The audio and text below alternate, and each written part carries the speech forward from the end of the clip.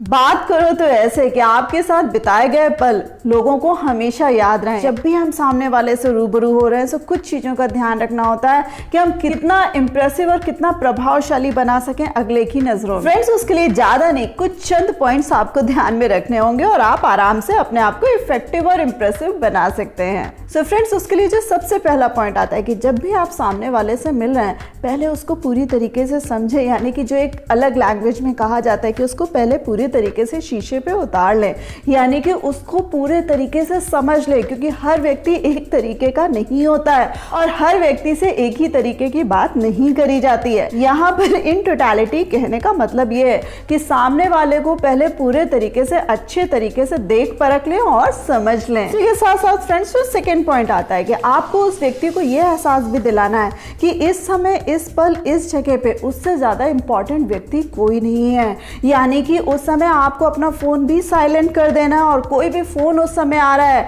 तो आपको कोशिश करनी है कि आपको कोई भी फोन उस समय अटेंड नहीं करना है। उस व्यक्ति को पूरे तरीके से अच्छे से समय देना और उसी के साथ साथ उसको बहुत अच्छे से सुनना है।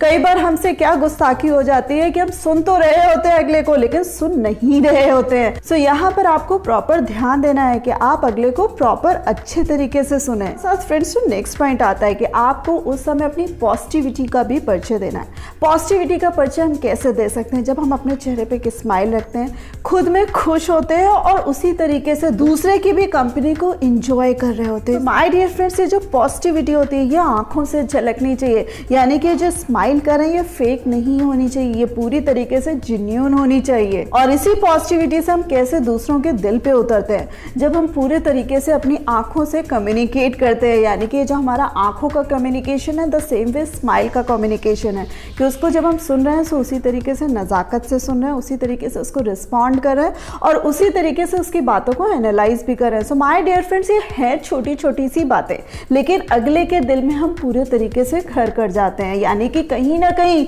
हम उसका विश्वास भी जीत लेते हैं। फ्रेंड्स, ये तो बात हो गई पॉजिटिविटी की, लेकिन उसी के साथ साथ जो और चीज मायने रखती है वो है मैच्योरिटी की, यानी कि आप अपनी बातों में कितने परिपक्व हैं, यानी कि आप अगले की बातों को समझ रहे हैं और उसी के साथ साथ किस मैच्योरिटी से उसकी बातों का आंसर दे रहे हैं, किस मैच्योरिटी से उसकी बातों का रिप्लाई कर रहे हैं। यानी कि छोटी छोटी बातों से अपना भी दिल काला नहीं करना है, द सेम वे उसको भी यही सजेशन देना है कि अपना दिल काला ना करे। माय डियर फ्रेंड्स, जितना हम ऊंचाई की तरफ बढ़ते जाते हैं वहां पर हमें जो बाकी जो चीजें होती है वो बौनी नजर आने लगती हैं, यानी कि जो दुनिया की बुराइयां होती है, जो दूसरों की बुराइयां होती है वो हमें बहुत ही शून्य या छोटी नजर आने लगती हैं। सो यहाँ पर हमें खुद भी समझने वाली बात है कि हमें इतना ऊंचा उठ जाना या अपना कद इतना ऊंचा बना लेना है कि सामने वाले की या दुनिया की सारी बुराइयां हमें दिखे ना या कम दिखने लगे, यानी कि हम अपने मुकाम को हासिल कर सकें। सेम वे फ्रेंड्स, हमारे साथ भी जो व्यक्ति मुखातिब हो रहा है या हमसे जो बात करना चाह रहा है या चंद क्षण हमारे साथ बिताना चाह रहा है उसको भी इन्हीं बातों का एहसास हो, उसके साथ भी हम बातों में इसी मैच्योरिटी का परिचय दे सकें। इसके साथ साथ फ्रेंड्स, जो नेक्स्ट पॉइंट आता है कि कई बार हमसे लोग ऐसे मिलते हैं जिनका दिल बहुत दुखी होता है, जो अपने आप में ही बेजान हो चुके होते हैं, यानी कि उनमें जीने की कोई ललक नहीं होती, कोई लालसा नहीं होती और ना वो किसी को दुनिया में पसंद कर रहे होते हैं।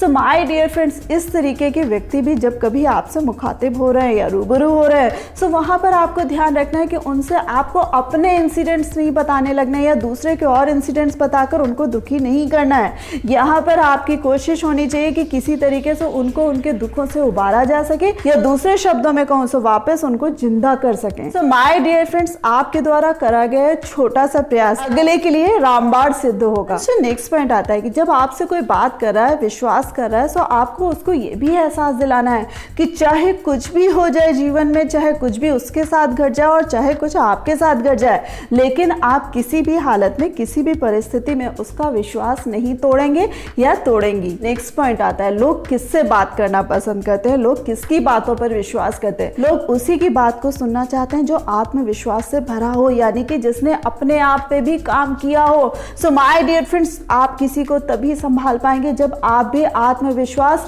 या सेल्फ कॉन्फिडेंस से लबालब भरे होंगे। सो यहाँ पर आपको ध्यान रखना है कि आपका भी जो कॉन्फिडेंस है वो उस समय हाई होना चाहिए। आपको अपने आप को भी मजबूती से खड़ा रखना होगा। जब आप इस तरीके की प्रतिभा के धनी होते हैं सो लोग खुद ब खुद आपसे बात करना चाहते हैं और आपकी चंद बातों से ही इंप्रेस हुए बगैर नहीं रह पाते हैं। Last but not the least, ये बात हम सभी जानते हैं कि हर चीज में ऑप्शंस होते हैं, हर चीज के विकल्प होते हैं और हर चीज में कुछ ना कुछ आंसर छिपा होता है। यानी कि आज की डेट में हम जितनी भी मुश्किलें, जितनी भी कठिनाइयां, जितनी भी तकलीफें झेल रहे हैं या हम किसी भी पजल में फंसे हुए हैं, उसका रास्ता जरूर है। ये चीज हमें खुद में भी समझनी है और सामने वाले को भी समझानी है और उसको कहीं ना कहीं विश्वास दिलाना है कि भाई तेरे साथ सब ठीक हो जाएगा। सो माय डियर फ्रेंड्स, चीजें अपने आप सही नहीं होती हैं, या जादू अपने आप नहीं होते हैं। ये हम ही होते हैं जब अपने आप में ठान लेते हैं सो चीजों को सही कर लेने की क्षमता भी रखते हैं। छोटे छोटे ही से लेकिन बहुत ही वाजिब पॉइंट्स आपको बताएं, इंप्लीमेंट करने की कोशिश करिएगा और फिर इसका मिरेकल देखिएगा। होप आपको ये पॉइंट्स पसंद आए होंगे। सो मुझे कमेंट करके जरूर बताइएगा कि कौन सा पॉइंट सबसे ज्यादा अच्छा लगा और इस वीडियो को लाइक करना मत भूलिएगा, अपने फ्रेंड्स के साथ शेयर करना मत भूलिएगा और इस प्यारी सी फैमिली का पार्ट बनने के लिए चैनल को सब्सक्राइब कर दीजिएगा। So thanks a lot for giving me this much time.